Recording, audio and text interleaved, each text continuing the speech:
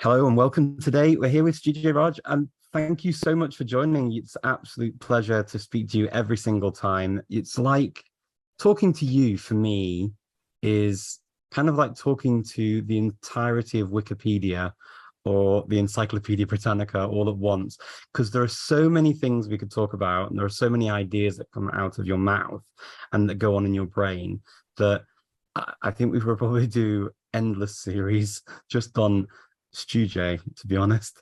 But thank you so much for giving us an hour today to at least scrape the surface Thank you.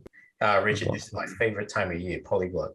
And all of the stuff that comes out of my mouth, my wife often says something very similar, but quite a different feel to it. Um, but yeah, and the feeling is very mutual, Richard. The reason why I look forward to this time every year is because the conversations we have last me for the next year for food, stuff to chew on. Well, I'm very, very pleased that you feel the same way. Now, it's been a really strange few years, and I know we spoke last year. So what's new since last year? What's been going on in your world? So, well, I think last time we spoke, so I'd been running my Mindkraft program probably for about 9 months or so, and that's still going. It's been a lot of fun, teaching not a language itself, but everything from pattern matching to a grounding in sound, phonology, articulation. And there's a bunch of geeks from all over the world, business people to students, to teachers, to housewives, that we meet every Saturday and we have a blast. So that's still going. One thing that we've been doing is a guy approached me from the US.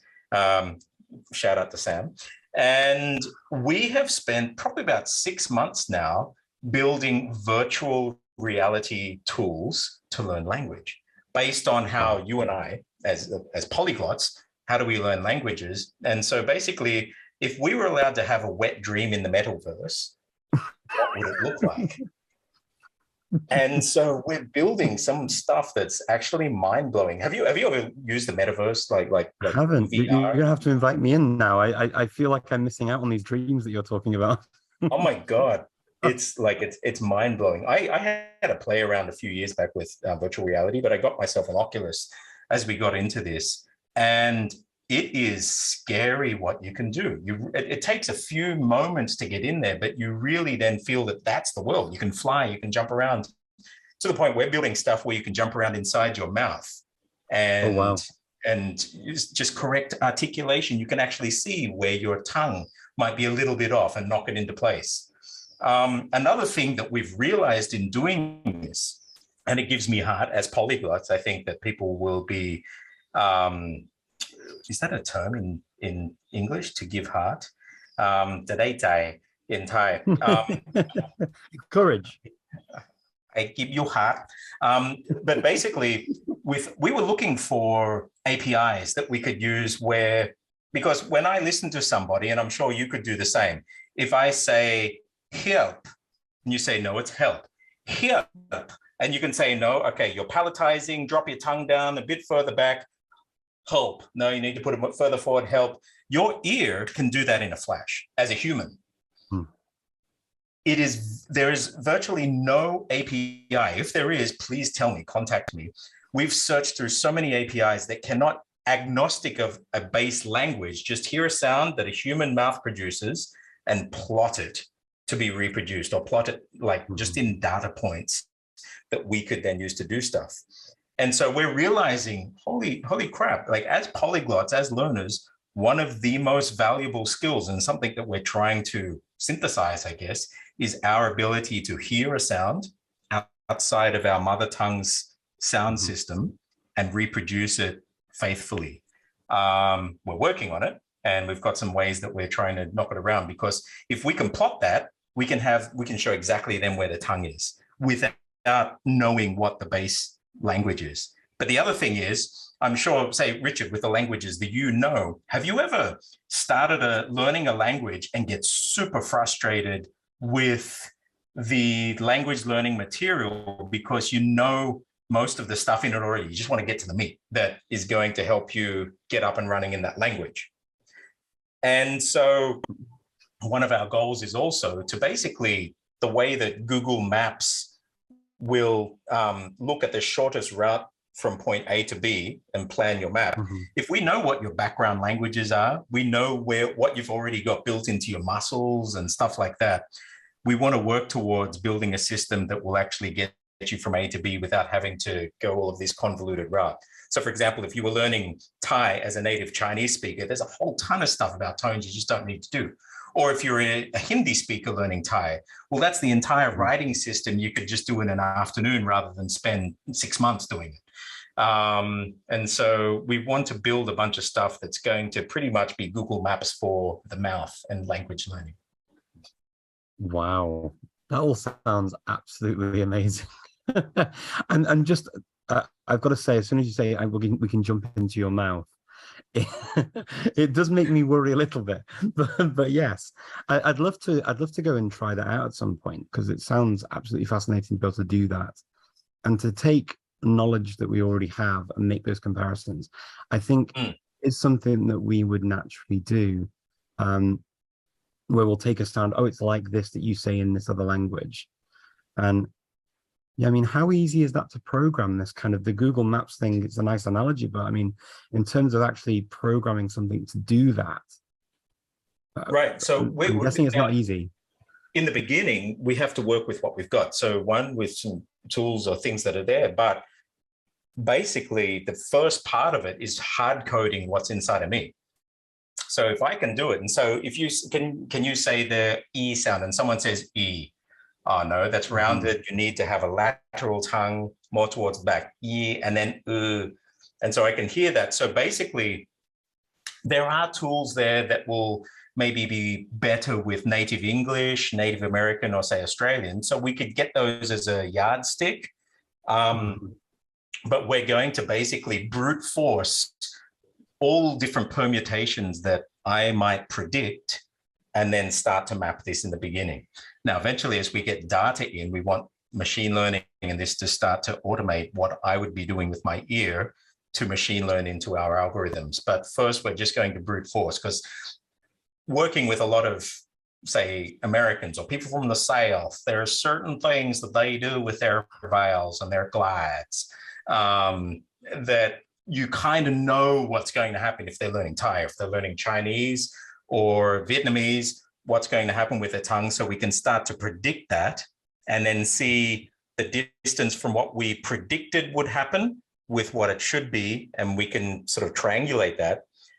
But I really believe as we go on, we'll be able to train things to start to do it better than what my ear or your ear would do. And just in terms of, you said you can tell people to position their tongue and you can sort of change their tongue position. Are they instructions then that people get to sort of say, okay, try and do this? Okay, yeah. So this is another cool thing with the metaverse and with virtual reality that I hadn't realized before, but there are certain apps and games in there, they get you used to it, but you would be amazed. And what I found, this is just from my experiments, and I don't know if there's any research on this, but when you're in the metaverse, all you need is just almost a guide and you can lock your body into it. So if we don't want to make the tongue and the mouth cavity too complex, but if we can start to just basically lock the tongue in and get people almost in a state of hypnosis, locking their tongue and starting to move their tongue. And you'd be amazed while you're in metaverse, because you can actually, in the latest version, you've got facial expressions. You will start mirroring what you see, thinking that that's the real world. And so while we can give explanations, I'm also putting my money on people being able to subconsciously lock themselves into the UI that we're developing. And we'll do some trial and error, but I really believe that we can develop a UI that people are going to lock their mouths into. And actually, it will need less explanation, and people will start to actually be able to develop self-correction techniques, which is what you and I'm sure, are able to do with the gamut of sounds we have in our arsenal. They'll start to build those up naturally as we might do it, and need less coaching because they'll be able to develop self-coaching. I mean, it is interesting hearing about this virtual reality thing again. I mean, and I say again, because it's something that popped up, I'm going to say about 8 years ago. I remember, I think it may have been 8 years ago, where I first started hearing about, we're going to use virtual reality to teach people languages, and you put these weird goggles on, and then you look up and you can kind of see words and you can see things and you can interact and click things. But then it kind of just, this is going to be the next big thing, and then it just kind of fell flat and disappeared. Yeah. Is this the same thing, or is this kind of a really souped up version now? There's still that chance, but this is why I jumped on board. And Sam, the guy that came and approached me, is very passionate about it, and he sold me on his argument. A lot of the time in virtual reality and with these new technologies, people will try and emulate what already exists in the real world.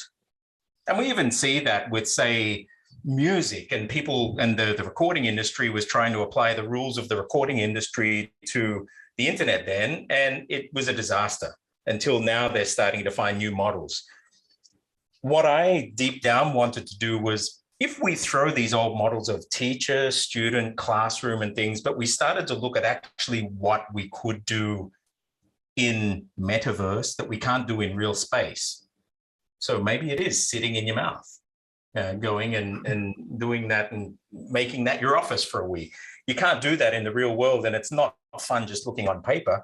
Let's try it. Other things where we can, run through cities and start scraping data, and then, but actually, put that all into some kind of context and learn, and then hook into other APIs. This is all becoming possible with what we have now.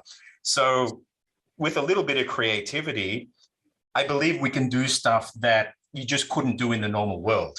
Now, at the same time, I love technology, but I'm super old school. I will take a physical textbook any day of the week when I'm learning, rather than, say, ebooks. But I'm finding things that I can do within the metaverse that are probably not possible in the real world, and could help give a boost or accelerate what was doing. So again, this is early days. I was approached to do it, but heck, if I get an opportunity to do this, it's golden. I want to try and throw everything into it and see if we can't do it. I don't want to leave it to these zit-faced monoblots sitting in Silicon Valley. Sorry, I think it sounds really exciting. My brain is kind of firing in a few directions at the moment, because I've just come back from London, where I was at the Memrise offices, and they've got this new software they're bringing out where you can have a conversation with a bot in your target language, and that it will use a predictive text type thing of what they expect would come next, using sort of data from across the internet. And so you can have a conversation, and I mean, I don't think I've seen this done yet. The closest we've got is maybe Siri or something, but then Siri will say, do you want me to go to Wikipedia and read the article to you? Whereas this will actually have a more of an intelligent conversation with you in whichever language. And I'm just thinking, imagine if we could take what you're talking about now, scrape the data, or Google Earth of a city. You could have the actual layout of any given city or town.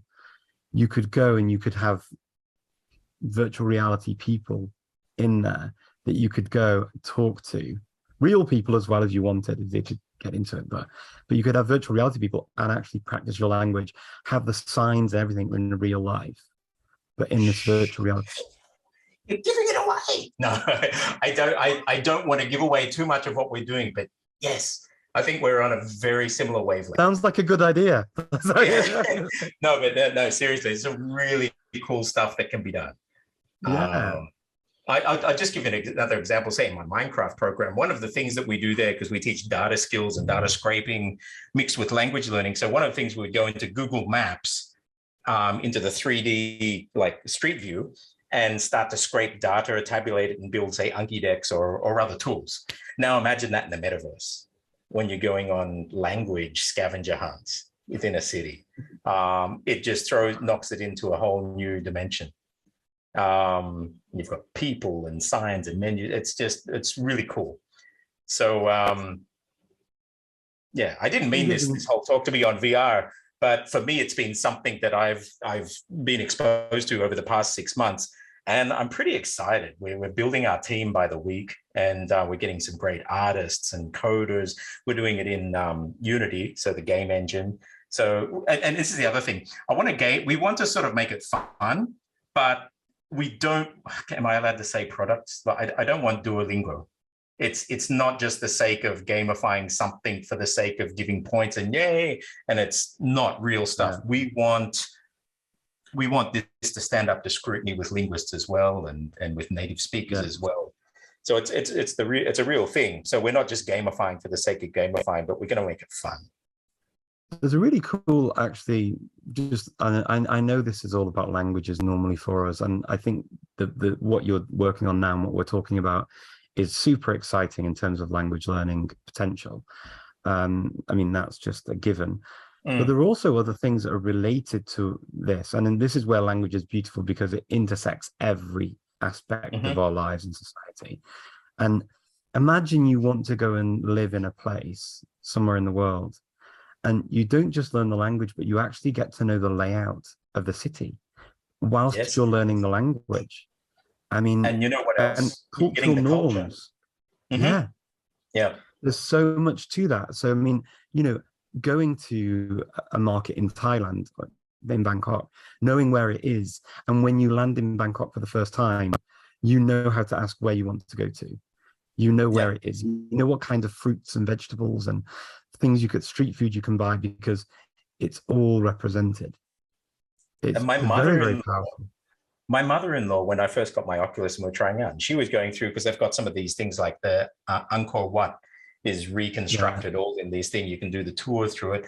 And she was mind blown, because she's, you know, it's obviously just neighboring to Thailand, and there's so much Thai history in there. And it's like, wow. It goes culturally, linguistically, just for tourism. There's a whole bunch of stuff that it can lead into. But so that's just one thing. The other thing, you can see this sign, hentai. I've been getting into hentai a lot this past year, Richard. And I can see. Now, I mean, it's behind you. He's behind. Really? No. So you, as you can see there, actually, what if I twist my camera? The magic of you move. So a lot of people know hiragana, katakana in Japanese, and kanji, of course. Not a lot of people know about hentai gana. And so unknown to a lot of people, before hiragana was made one of the official systems, you had hentai. So hentai in Chinese is biantai, so which means to change shape or alternate shapes. And so rather than the set hiragana that is used now, there are a whole range of different characters that you could choose from to represent each sound. And as you do that, you start to learn so much about the strokes, the sounds, both the Japanese from old Chinese, where it's come in from, and getting muscle memory. And so here you can see, this is the character for beautiful, me, or me in Japanese. It's gushi. And then you see this is one form. So you're getting into we call in Chinese, xingshu, going towards then the chaoshu, the grass script.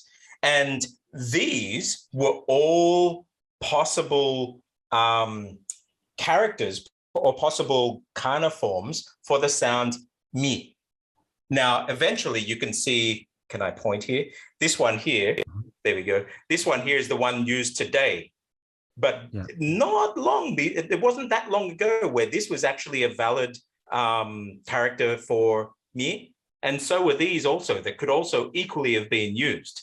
And so what I've done is, I've gone and I've built a couple of tools out that can go into all of the different hentai gana that have been known at one point in history, and started a series, because for me, learning kanji is a dying art, even for native speakers of Japanese and Chinese, and even like for the zhenom for Vietnamese and the kanja for Koreans. And so I want to do something that's going to help people get that old art form of writing, muscle, memory, it's pressure, it's over time. And so for me, hentai and hentai gana was a wonderful springboard to be able, or a tool to be able to go into the depths of kanji for all of those languages, even though it's Japanese per se. Wow. And so how are you using that with students, or how are you using it? Yeah, so I put a series out on YouTube where I've gone through a lot, and I'm going through, I'm thinking I'm halfway through all of the hiragana syllabary. So so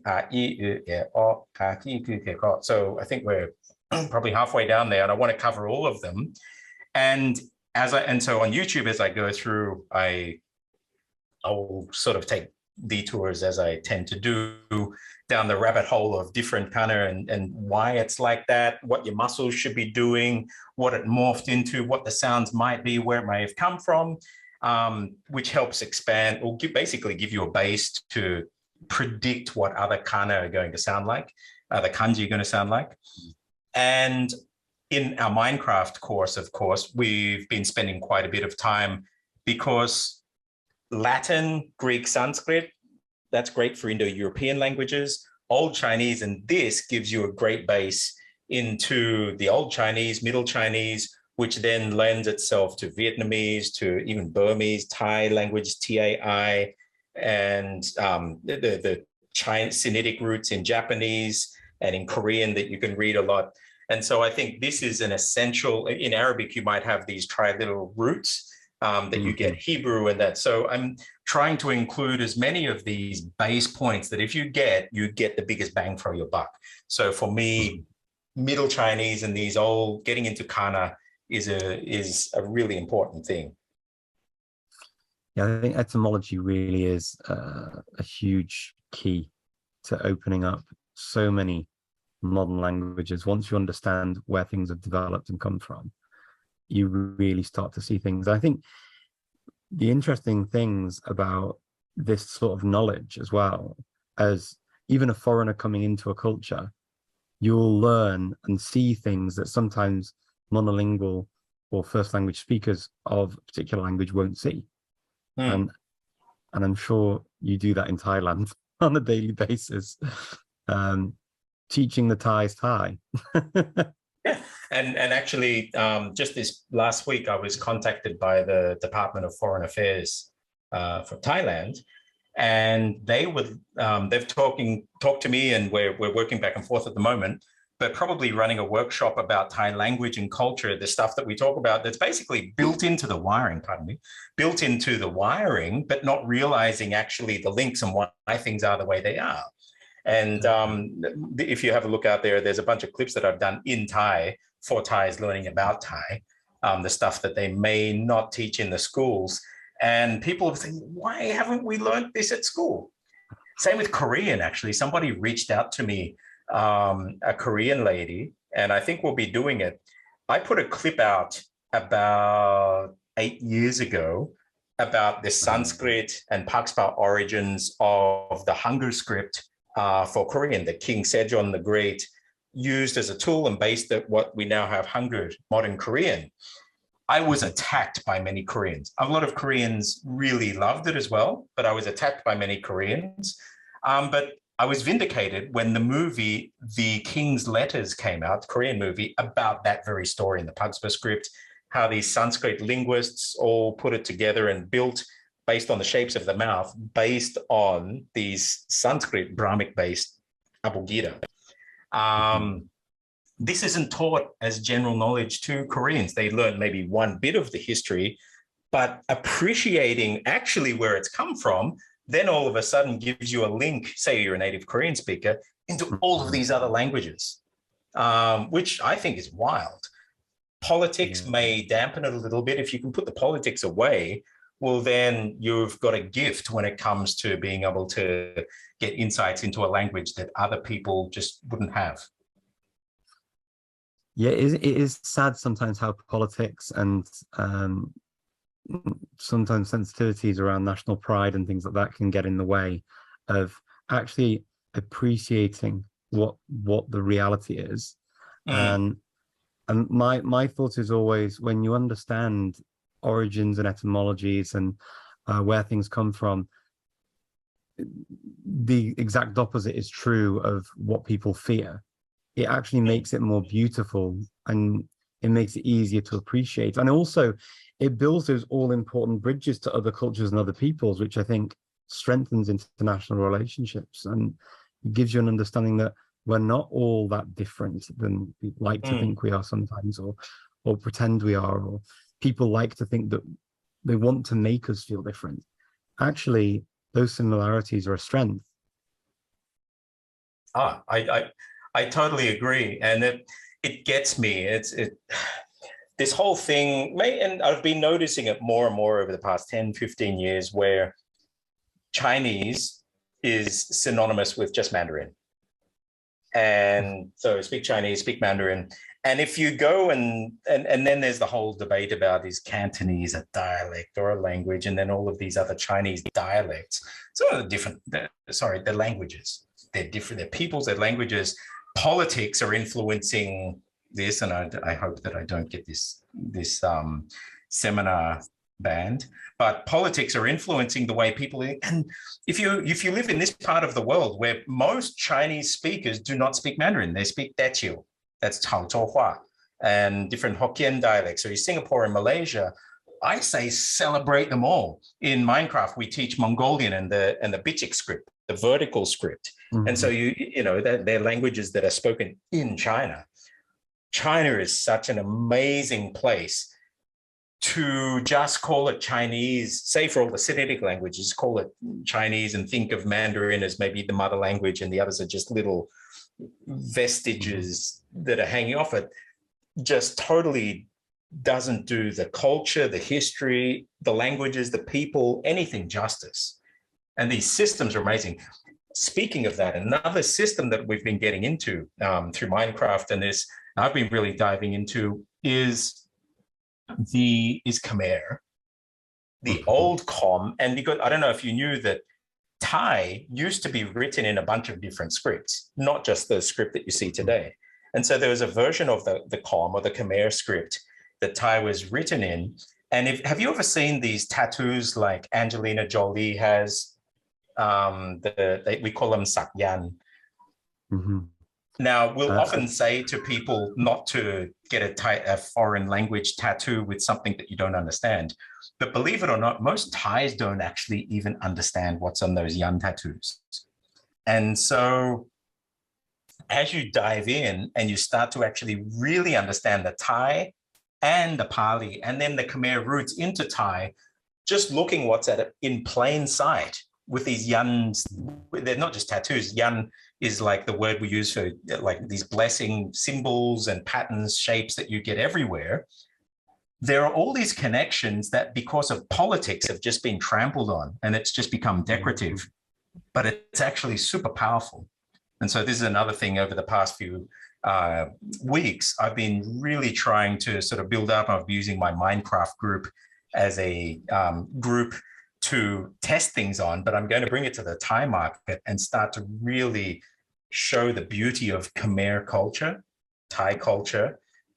Because of the political status of Khmer, Cambodia to Thailand right now, the language may seem inferior, but I'm telling you, Khmer is like, it's a beast. It's a Swiss Army knife for linguists, even the writing system. And I think it's one system that doesn't get enough credit.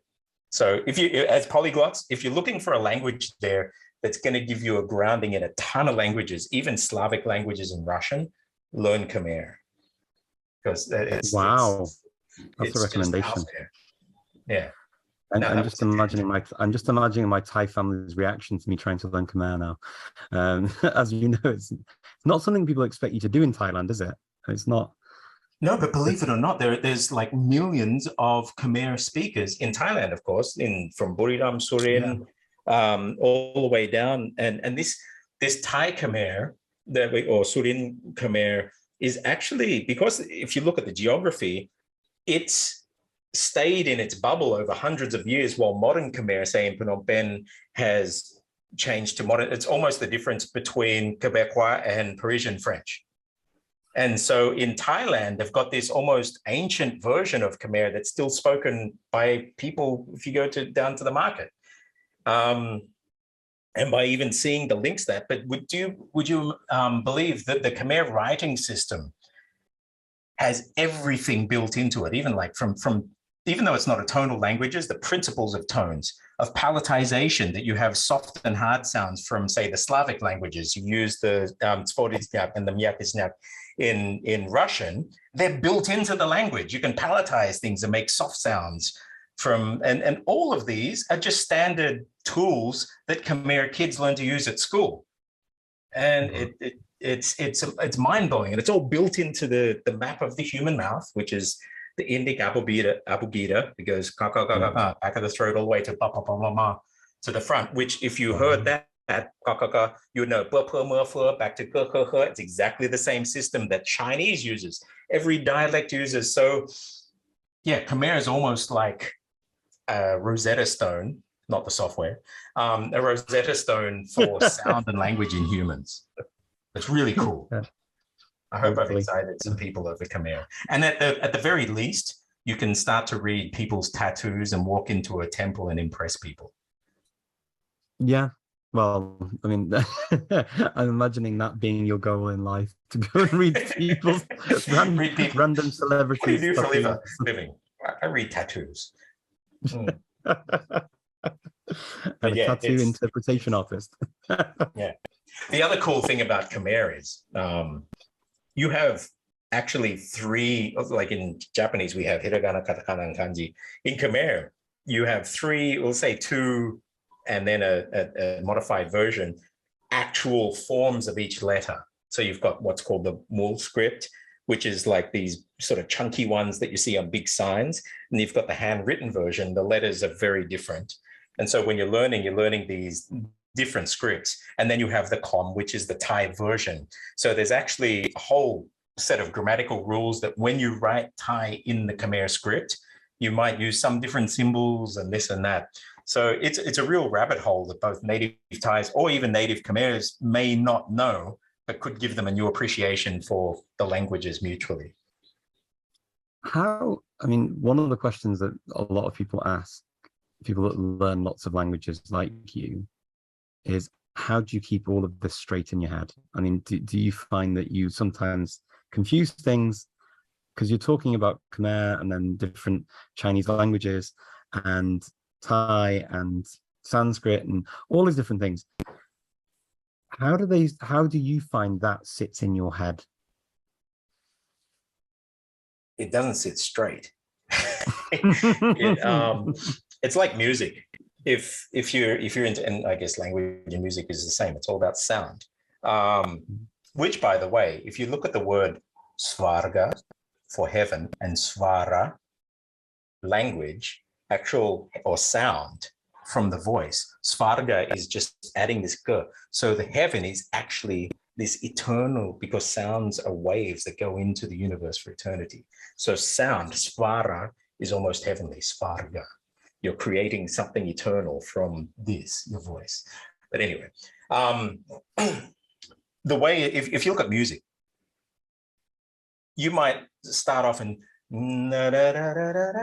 you've got your normal Ionian scale in C. You might go minors and majors, but as you go further and further into the harmonic series, and say you get into jazz, and you be doing this, and you start to work up fifths and the cycle of fifths, and you go around, you start, holy crap, actually any note is actually the other note. I can play any note on top of any note, and as long as I can kind of understand harmonically how it sits, I can actually make it sound nice to the human ear. And the human ear will detect when something is mathematically nice. And so the deeper your understanding on, say, harmonic theories and negative harmony, if you've ever listened to somebody like Jacob Collier or these people like Jesus Montero, they're amazing. But he gets into negative harmony and positive harmony. You start to realize that they're all just one and the same thing. Being able to understand that gives you a certain degree of privilege to be able to play around with it. If I want to play a ballad, I can do it. That sounds okay to people. But if no one else is listening, the stuff that I play could be out there. And it's a bit the same as language. When you start to get it, to me, it's all just one, which I kind of get. But if I'm going to then sit in the language, okay, I can get into the literature in that language and do it. Yeah, sometimes there might be a little bit of seepage and leakage, and that's not just because I'm getting old. But it might cross over. But you start to learn how, and you would know, you compartmentalize that. But actually, when I'm alone with my thoughts at night, it's out there. And you can dive down the rabbit hole of all of this, and you realize that we're all just humans. We've got our voice boxes, and it's just this one big blur of us communicating. Yeah, it's like everything's interconnected, isn't it? When you're talking about the music, it did remind me of those videos that you see, actually, you know, where they just strum the same chords, and basically it's the same set of chords for almost every popular song that you've ever heard of. Okay, so let me go into that then. Do you know why? Okay, so I have no idea why, but it's so funny when that chord progression you're looking at might be 1, 4, 5 or 2, 4, 5, 1. Okay, if so, C, we say D minor, F, G. If you have a look at F is the 4th of C, G is the 5th. So 5th is like this stable, right?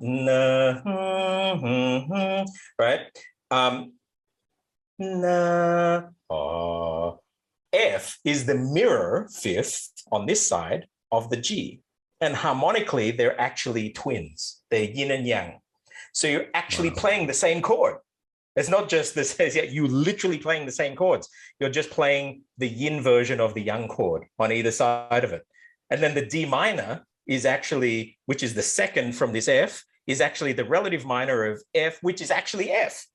And then if you go to E minor, and so as you're going through these, it doesn't just sound like the same chords, they are the same chords. And you're just getting different colors on these things. We actually did a Mindkraft lesson on this, and I had you can see my piano sitting down there. And we actually went through this and showed harmonically how this actually works. But you can, and this is what you do in jazz, you're just doing substitutions, but pretty much almost every song that you hear out there is the same chords. Yeah. Just doing different things on the harmonic series. It is absolutely fascinating. And to be honest, I do see the parallel with that in language. I mean, particularly when you're learning languages from a similar family, right? Because you see the similarities, you see the patterns, you see what you substitute in and out to then change the song, I guess. Yes. If we use that analogy and carry it through to a language. Because that's all you're doing, you know. Yeah. You're transposing from G to F. Or you're playing the same song in and maybe another key, and you've got to get your muscles used to maybe getting the black notes on this angle. But once you get it, you can play. If you're a good musician, you can play in any key, the same song, because you understand actually how the harmonic structure works. I was blown away. I think I mentioned in another discussion we did as I was getting to Russian and then inter-Slavic, which is like Esperanto for Slavic languages, led me down the rabbit hole of all other Slavic languages. How much Thai was in there, and basically this Indic, all of the spelling rules, well, I can't say all, but many of the spelling rules that you would have for Russian that most people would need to actually memorize are just baked into the alphabet in Thai or any Indic alphabet. So you don't even have to think of the rules. It's just something that's there. And the reason it's there is because that was just based on human nature of how the mouth operates. And I think that's what you and I maybe have built into us because we've been exposed to so many languages. Yeah, do you know one of the things that I find really interesting with that is with the conversations that you have with just ordinary people who speak these languages and haven't really looked at it, but they know, like you say, some of them intrinsically know certain things. And then you reveal something about their language to them, and it's like a penny drop moment. And you can see kind of the mind's open to this. Oh, I've just been saying this and doing this all my life. Like you say, for the Thai government now doing this. Of course, I can totally understand why That would be really interesting and enlightening for many people. It's your identity. Yeah. It's like a whole chunk of it. My daughter, Star, I have a 2-year-old daughter, Jordan. If it's a 17-year-old son, Jesse, who's still an Australian. Star just moved back from Australia. When she moved to Australia 11, 12 years ago, she spoke not a word of English. But now she's, of course, a native English speaker. She's come back and, she loves singing. She's getting into presenting. She was just down there, and her Thai is native, but she's having to learn to read and write again. And as she does that, I've been trying to explain the difference between Star and myself is she's a native Thai speaker. And so I can just say to her, okay, look at Tao Tao, what's your throat doing? Look at Dodek, what's your throat doing? Compare that to a D in English, D. Oh my God, my throat's closed on that. And D, I've got this ticking in English, Do, there's no tick.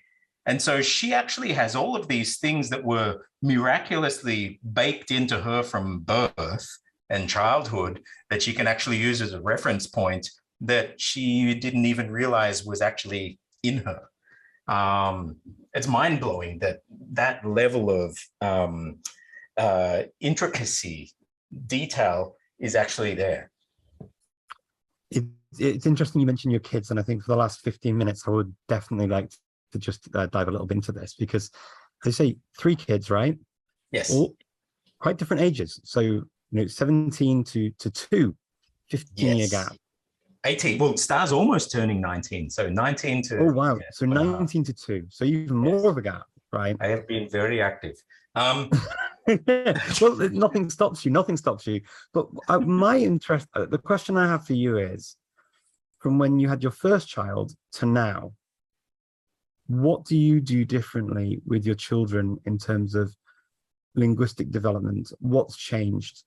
And what of your, as a father, how has your perception and how has your idea on language with children changed? And what do you do differently now than you did before? Okay, so with Star and Jesse, when they were kids, they grew up in a very Thai-speaking environment. Thai is the base language at home. And in fact, now Thai is also the base language. But with Star and Jesse, they knew that if they spoke Thai, everyone would understand. And so to them, English was just totally unnecessary. And I would put the cartoons on, I'd switch it to English language, I'd walk out, get back in, they'd switch it back to Thai. So they grew up very Thai, and they went to a sort of bilingual school, but it was Thai. To the point that when they got then to Australia, they had to go through intensive ESL training for years. Now, after several months, they sounded like Aussie kids, but the depth wasn't there.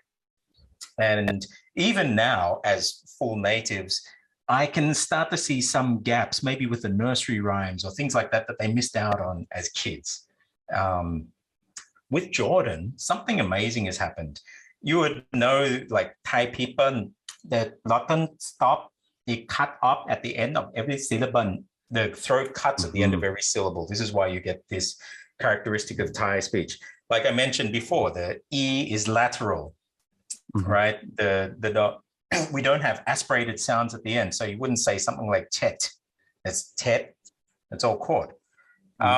One crazy thing. Now, my wife, Gam, we speak Thai together, but Gam's English is very good and she uses it professionally. So we speak English to Jordan, speaks Thai to her grandmother. But Elmo has also been a good teacher.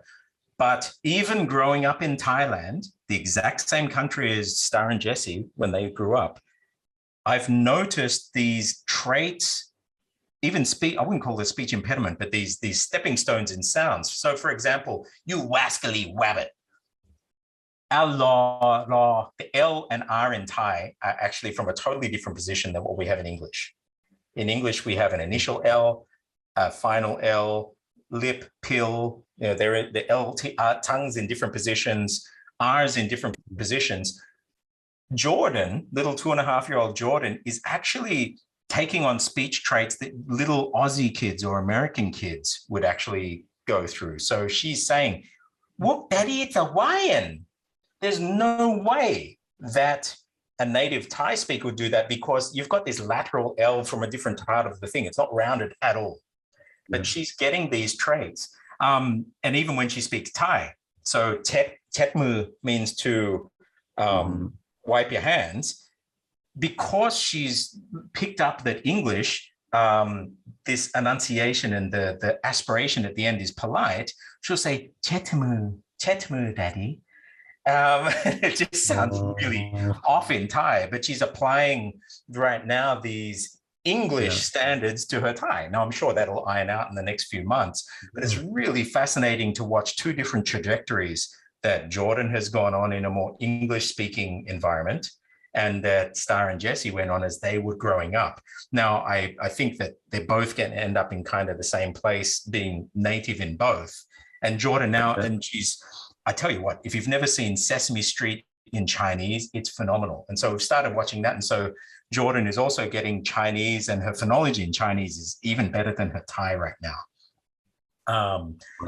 Because daddy has been hammering it in the car on the way to school. Well, the main Thai phonology is coming from grandma.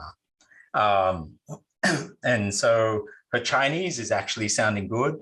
Her Thai is good. Her English is native.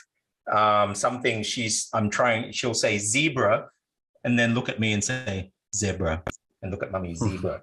Okay. So little things like that, but she also knows that they're different things. So it's fascinating to see how she's growing up. I've started this last week introducing Indonesian. So as we walk up steps, we count. So 1, 2, 3. I wrote a song. Good morning, 早安, selamat pagi, sawadee, buenos dias, buongiorno, and let's all count to 10. 1, 2, 3, 4, and we'll change the numbers each time. And that good, that's a G, by the way, singing in C, so she also gets pitch.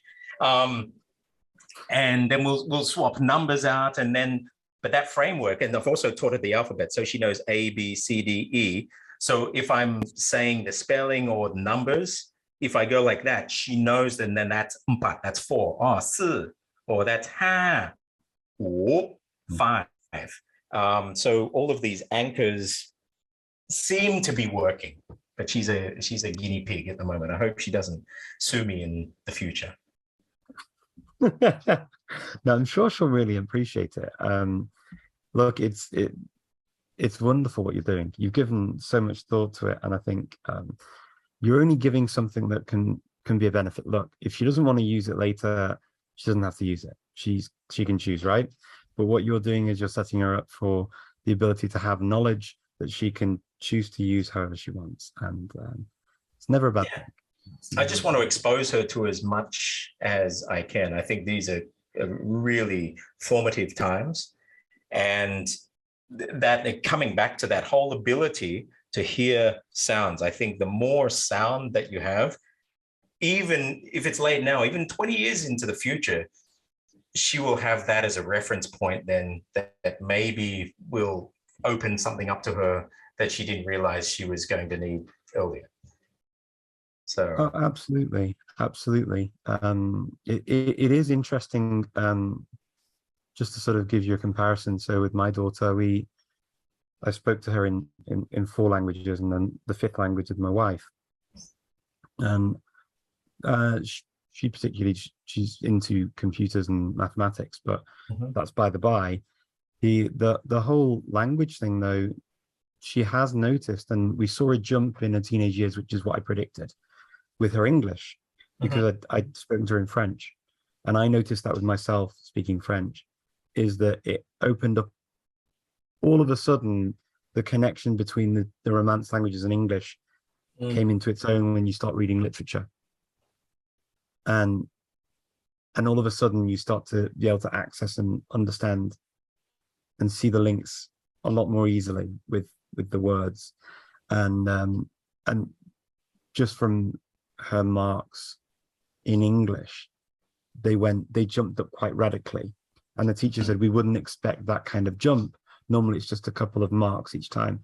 And I said, I think it's because of the linguistic background, and not obviously her own work and dedication to studies, but there has to come a time where the connections are made, right?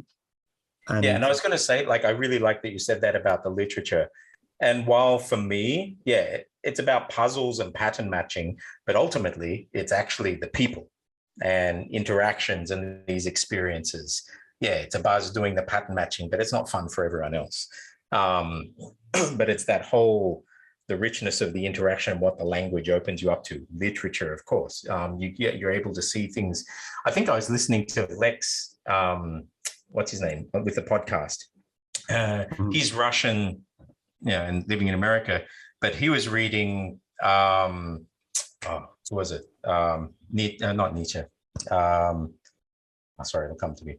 But he was saying the Russian was basically the translations into English were too precise, whereas the original Russian was basically left open and almost, open-ended and not certain. People translating were trying to make some sense of it.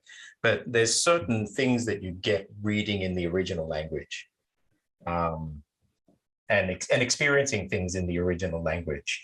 I see that in business as well. As soon as a CEO of a company has to go through his secretary, not literally, but metaphorically with language. That's us banned now. That's it. Now you've done it. You've put the name in the coffin for this. It's time. No, but like, instead of having to use an intermediary for communication, but actually get there, it's a totally different message being communicated. And often, you're going through the biases of whoever it is that message has been passed through, the message that has gone through, nothing else. But yeah, and so it's those experiences that language opens up to, not having to go through intermediaries, which I think is awesome. Yeah, there is something quite special about that. And there's something also, every time you translate, there's always translation loss, always.